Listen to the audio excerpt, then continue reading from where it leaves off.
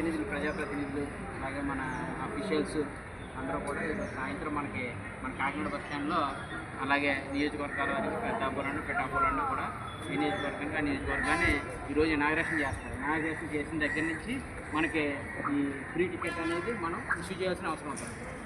కాబట్టి ఈరోజు ఈ స్వాతంత్ర దినోత్సవం నాడు ఈ పథకం ప్రారంభించడం, అందులో మరి మనం భాగం అవడం, మనం సేవ చేయడం అనేది మనం చాలా గర్వంగా ఫీల్ అవుతూ ప్రభుత్వానికి మంచి పేరు తెచ్చే విధంగా మనం ఈ పథకాన్ని సక్సెస్ చేయాలి.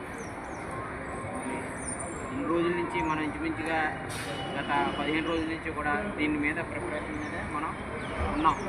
ఏంటి దీని విధానాలు ఏంటి అనేది ఇప్పటివరకు మనం చెప్పుకుంటూ వచ్చాం. మీ అందరికీ తెలుసు. దానికి ఎలా టికెట్ హెడ్ ఆఫీస్ నుంచి అలాగే మన గ్రౌండ్ స్థాయిలో కూడా దీన్ని మనం ప్రిపేర్ అయి ఉన్నాం. కాబట్టి దీన్ని సక్సెస్ఫుల్గా ఇంప్లిమెంటేషన్ చేయడం మిగిలి ఉంది.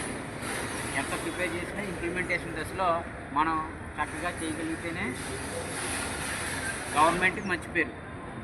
మనం కూడా గవర్నమెంటే కదా, గవర్నమెంట్ ఎంప్లాయీ అంటే గవర్నమెంట్ కింద లెక్క. కాబట్టి గవర్నమెంట్కి ప్రజలకు సేవ చేసేవాళ్ళం మనం. కాబట్టి దీన్ని ప్రభుత్వానికి ప్రెస్టీజియస్ కాబట్టి సక్సెస్ చేయాల్సిన బాధ్యత మన అందరి మీద ఉంది. రైట్ ఫ్రమ్ ఏ ఒక్కరో చేస్తే అయిపోయేది కాదు. ఇది పై స్థాయి నుంచి కింద స్థాయి వరకు అందరూ కూడా ఈ విషయంలో చాలా జాగ్రత్తలు తీసుకోవాలి.